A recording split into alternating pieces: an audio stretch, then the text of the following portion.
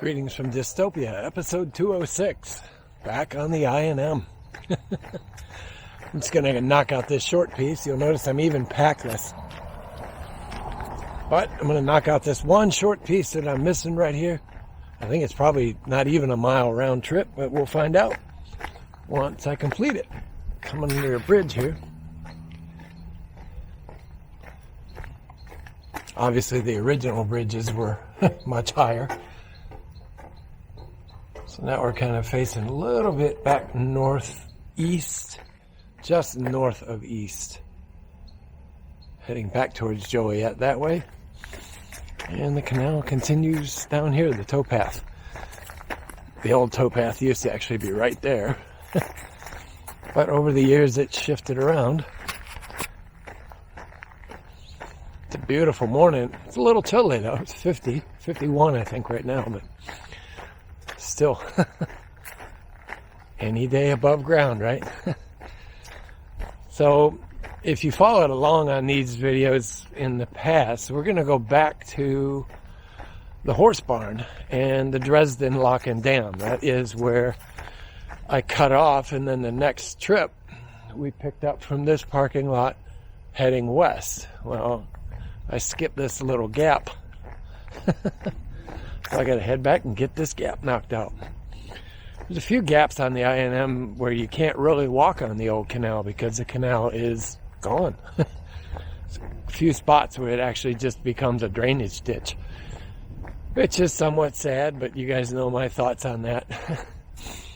So I would love to see this thing rejuvenated and brought back like the old canals in the UK and have it be a navigable waterway, so that we can get out and enjoy history in a completely different manner. There's a little bit of color out here still. The windstorm didn't quite knock it all out. But yeah, I love walking this canal. I'm not too keen about this particular section because it's paved, but that's because this portion is also a service road for the Dresden Dam. Through the woods a little bit. You got one low-lying farm field right here on the other side, and then you have the Illinois River not far down from there. Maybe 600-700 feet. If you look through the woods, you can kind of make out the farm field, and then you can make out a distant tree line. The other side of that tree line is the Illinois River, and over here is the canal. There's some color popping. It's funny though, all of the trees were pretty well stripped in the windstorm that came through, except these here that were protected. For those of you keeping track of my I&M mile markers, there we go, mile marker 50.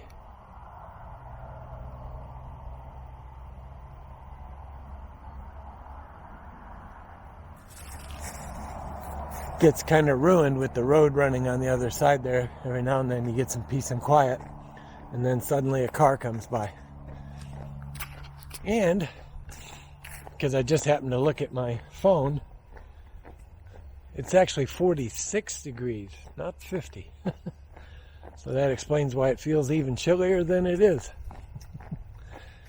Yeah, it's definitely a chill in the air this morning.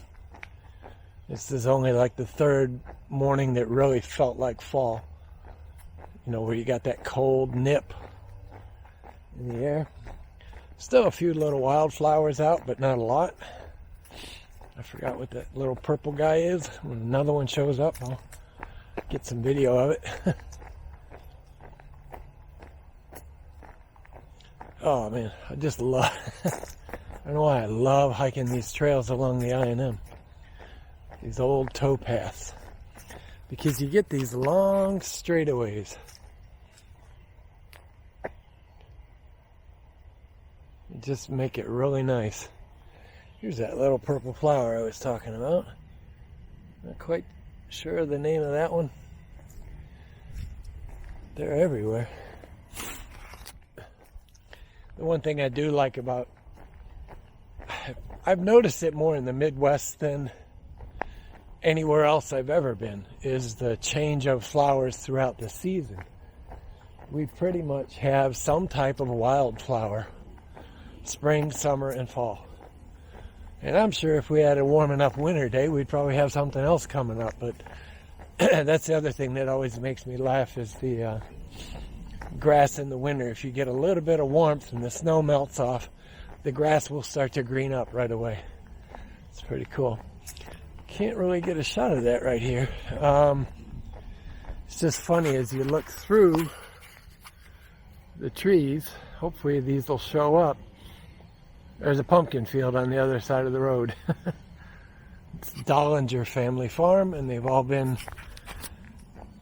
gathered up so people can come in and, you know how it goes, pick your pumpkin. I hope that's picking up all the birds.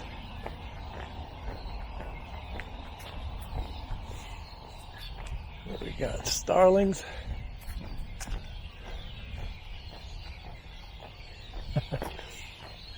Every little tree. Now these probably will not show up.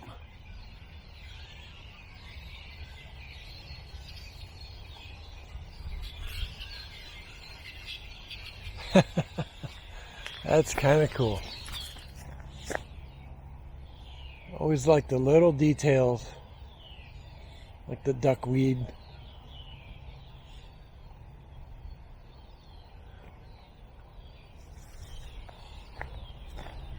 I think I'm actually just about to the end of it. I think that it'd be right in there.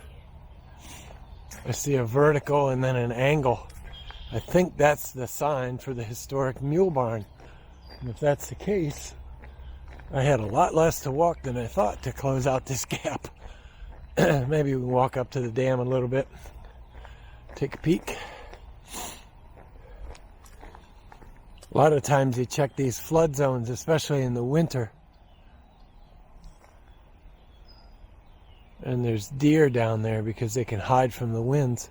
It's a lot like, you know, the other preserves I walk in. Anywhere there's a big hill, you get the deer hanging out to get out of the wind. The tree's kind of pretty how it, in a strange way, got knocked over by a bigger tree. And it's continuing to grow off at the angle. Nice pop of yellow.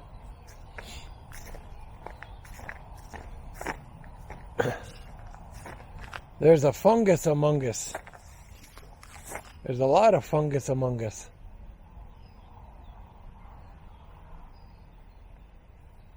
We are coming up on the old I&M mule barn.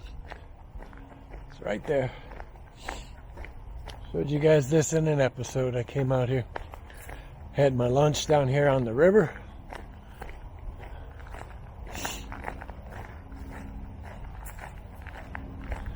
Alright, so I have now closed this section connecting the dots.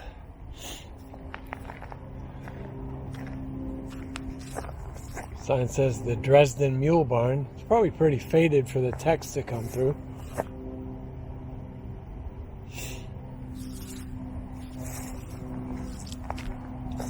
Trying to remember, I know back that way is McKinley Woods. I don't remember the mileage on that hike that day. I think that was a 7 or an 8. And this path, yep, and this goes out to the Dresden Dam.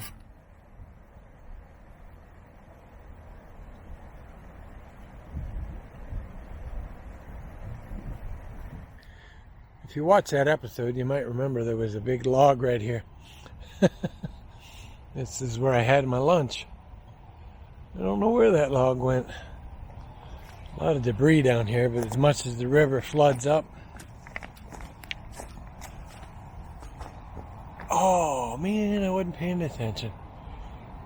I should have looked up. There were turkey vultures hiding up here in the tree. Alright, I'm going to work down to the river. Right through that way. I love walking along these basins like this. Something dead out here. You can smell it. There's another turkey vulture. Oh, hey, look. Say hi.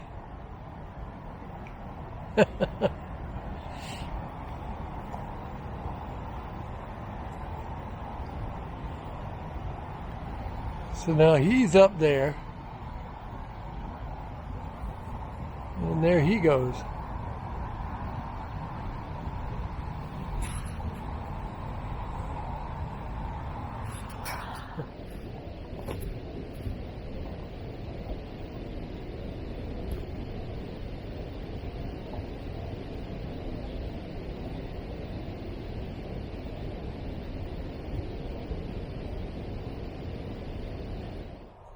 So where I was earlier up here, and I was talking about coming across this field. Looks like the field's gone pretty fallow. Okay. Now we're back through the woods. And back up to the I&M. Now I gotta head this way.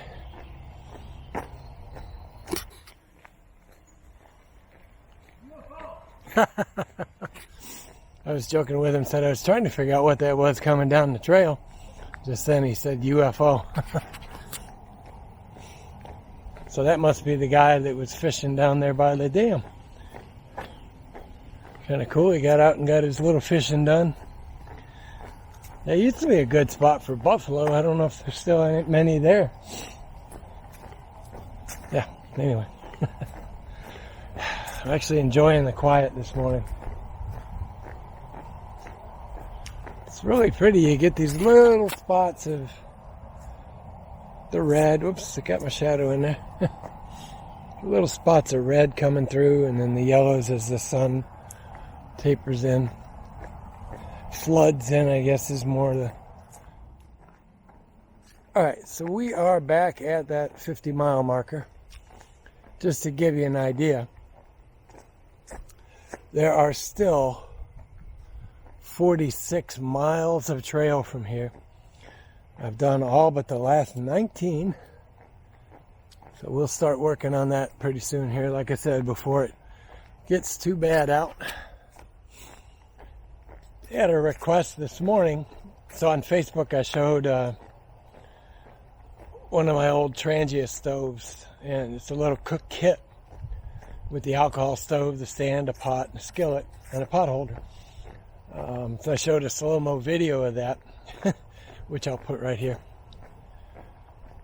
Anyway, so I had a request to do a show and tell on that old pot, and I'll show it up here in the video pretty soon. We're going to do one on just basic alcohol stove stuff. Alcohol stove stuff. On alcohol stove stuff.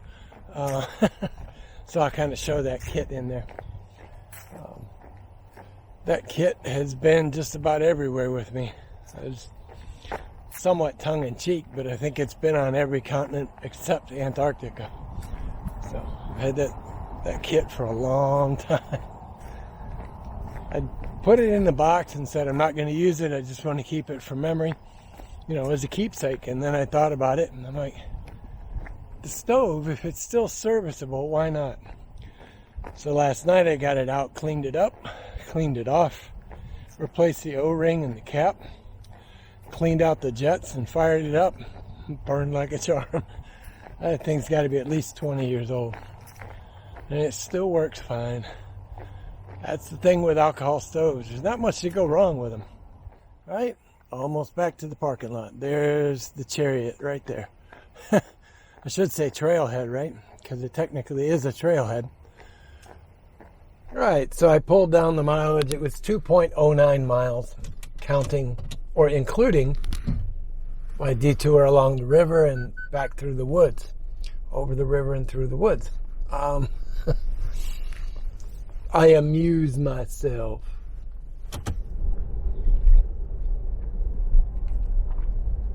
You're back again? Alright guys, I think that'll be it for today. Just that quick little section of the I&M there. I will be posting episode 3 tonight, as well as this video. So you'll have another 2. I don't remember how long episode 3 is. I think it's like 45 minutes, something like that. So yeah, we'll get that posted up, this posted up. All right, guys, that's it for today. Get around this curve. Be good, be well, wear a mask if you have to, stay smart, be strong, stay ready. All right, guys, we'll see you tomorrow.